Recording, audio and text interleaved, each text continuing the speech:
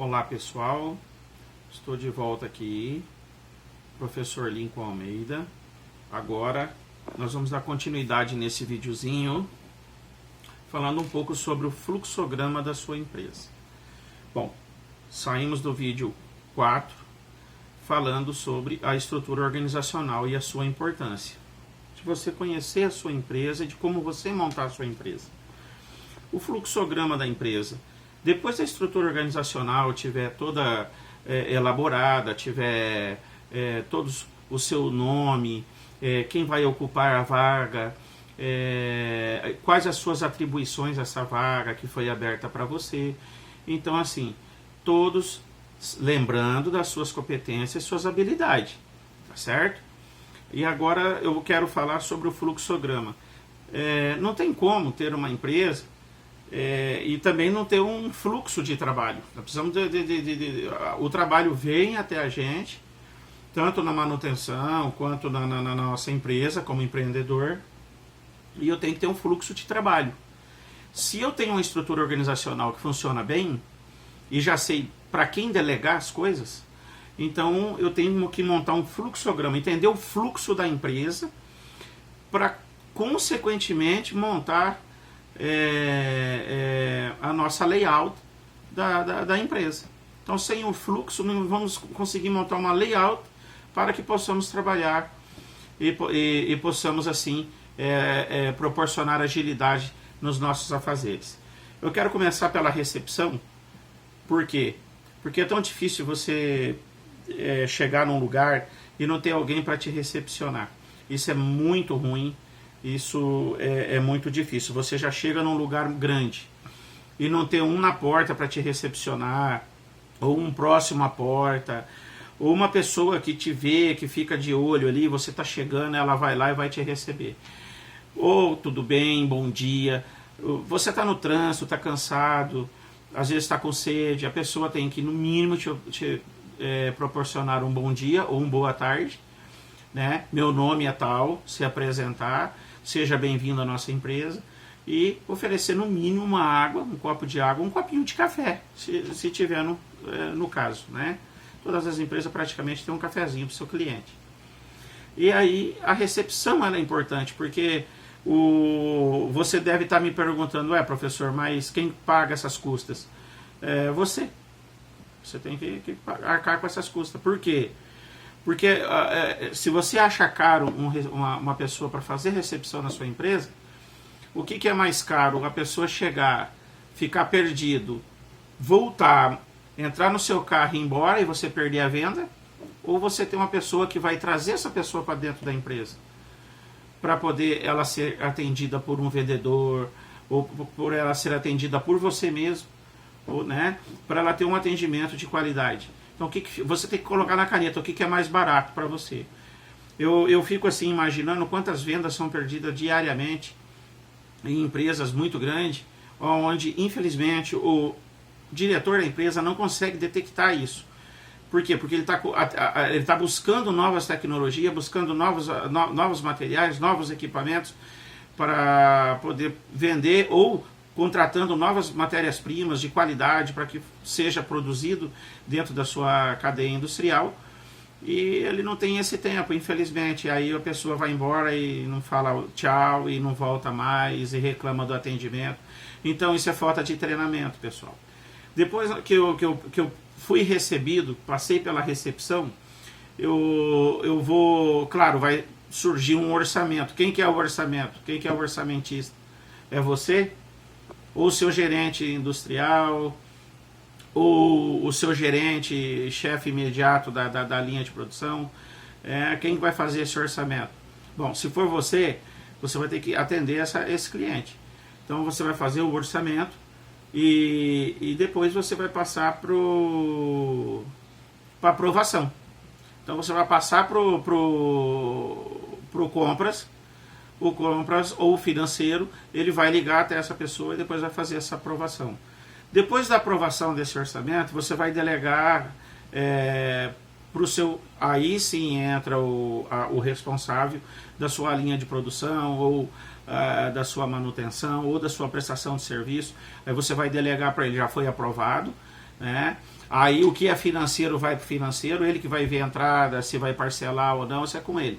E você vai passar para as devidas tratativas para serem tomadas com o seu gestor de manutenção, o gestor de produção, tá certo? Bom, se for fabricação, ele vai entrar na fila. Aí você vai o tempo que o seu gestor vai proporcionar. Ó, combina com ele daqui 2 semanas. Fala para ele que daqui 30 dias. Fala para ele que daqui 50 dias. Porque é ele que vai ter que detectar o que está na fila. Porque tem que ter uma fila, porque senão fica uma bagunça, né? Chega um, chega outro, chega outro, chega outro. Independente do tamanho do trabalho, independente do tamanho do tamanho ou da proporção que esse trabalho vai durar em número de horas, né? Então ele entra para uma fila. Depois que ele está pronto,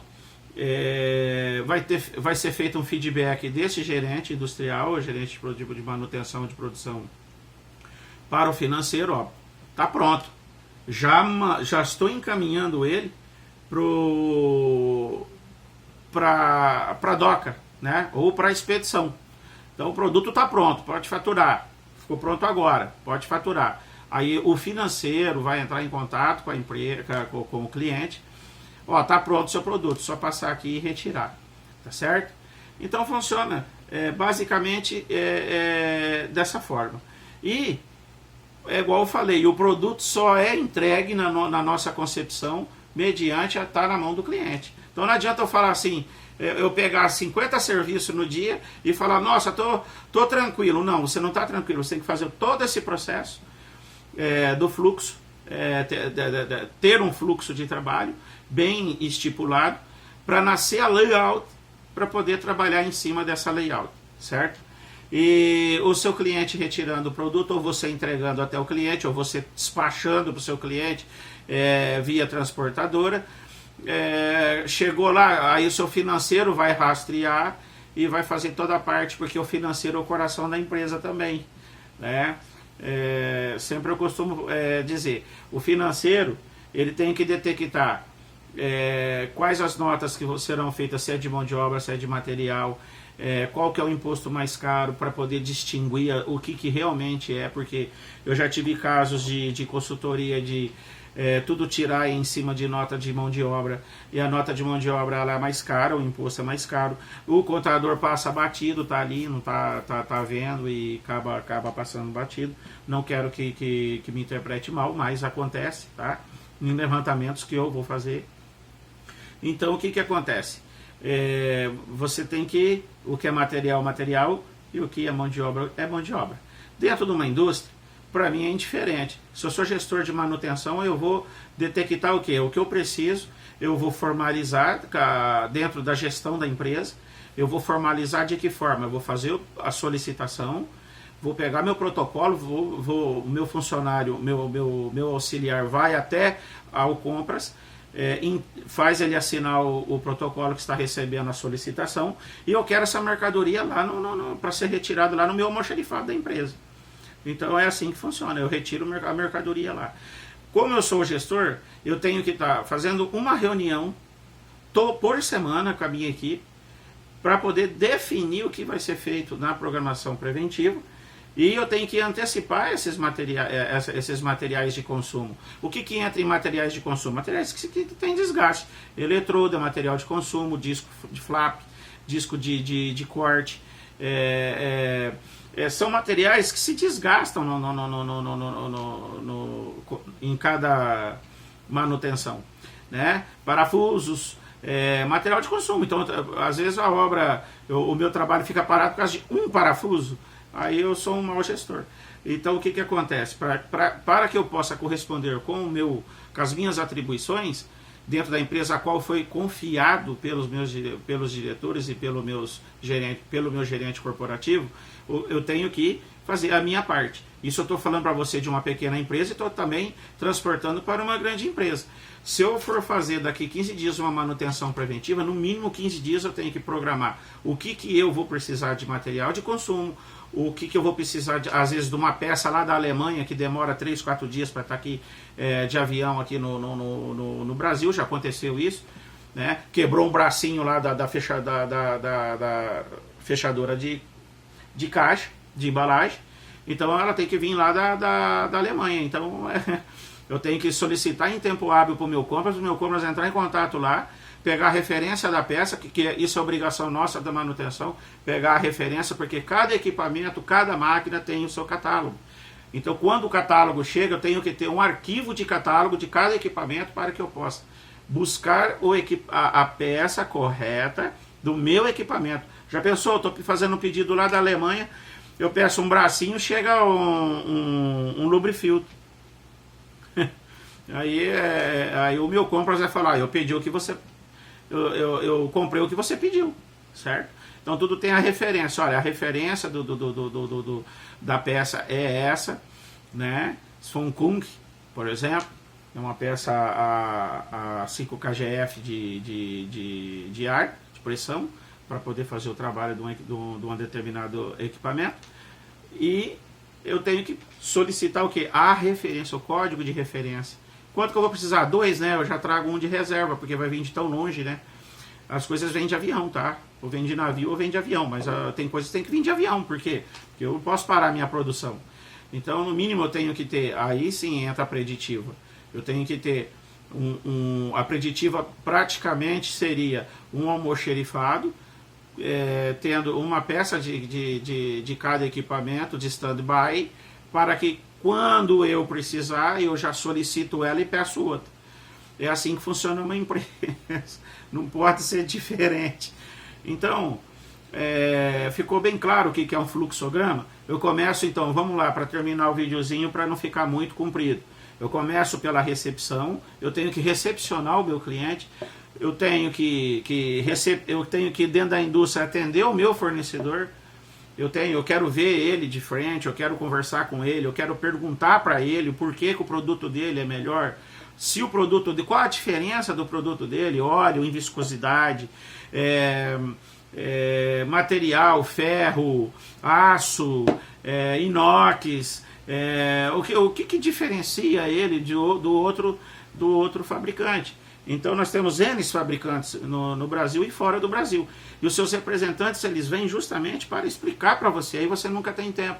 Você entra dentro da indústria lá e fala, depois eu atendo ele. Aguarda um pouquinho. Deixa eu resolver o problema que eu tenho para resolver, eu volto, atendo ele. Eu gostava muito de ver a parte de óleos lubrificantes. Minha área não era muito mecânica, mas aprendi muito mecânica industrial. Por quê? Porque a gente acaba se envolvendo dentro da indústria. Minha área é totalmente elétrica, eletroeletrônica, aí já entra automação, entra programação, aí você, quer queira ou quer não, você tem que entender um pouco de mecânica, motos redutores, né? Ciclo start, partidas de motores, enfim, você tem que começar a entender cada departamento dessa empresa para que as coisas fluem. Já na sua empresa, já pensou se você... Fique pensando esse ponto de interrogação. Se dentro da sua empresa você não conhece o sistema de fluxo dela, se você não tem uma estrutura organizacional, se você não tem um fluxo de trabalho para que você consiga atender os pedidos da sua empresa em tempo hábil, caminhando, como se fosse um carro num buraco enorme, né, molhado e patinando. Então você não sai do lugar. Então, para isso, você precisa de ter pessoas do seu lado que realmente entendam, que tenham o conhecimento tanto técnico, teórico e prático. É difícil encontrar esse profissional? À medida que nós vamos tendo mais experiência, nós ficamos caros para as empresas. O que acontece? As empresas acabam contratando a mão de obra mais barata. Eu acho ótimo. Eu comecei como estagiário na minha carreira. Em 1992, eu fiz estágio na Companhia Paranaense de Energia, Copel, Companhia Paranaense de Energia, uma estatal do Paraná, onde meu pai trabalhou e se aposentou nessa empresa. Então, quer dizer, eu tive essa oportunidade, de trabalhar lá sem ganhar nada, tá? Mas também eu não ganhava nada em dinheiro, mas o que eu ganhei de experiência e de conhecimento, só o diploma o certificado que eu recebi de 860 horas dentro do setor de distribuição, de projetos, de topografia dentro da empresa, já era uma referência para que eu pudesse ingressar no mercado de trabalho com mais facilidade. Então, quanto mais nós amadurecemos, quanto mais nós temos experiência, cada vez fica mais difícil você se recolocar no mercado de trabalho, porque a primeira coisa do empresário é, não, esse cara é caro, vou ter que pagar 10 mil para ele, enquanto eu começo pagando 2, 3. Concordo com o seu raciocínio.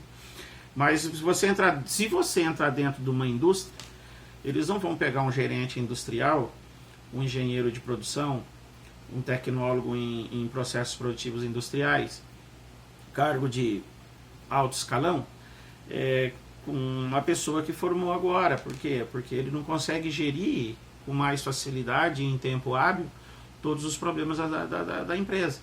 Então, não tem como.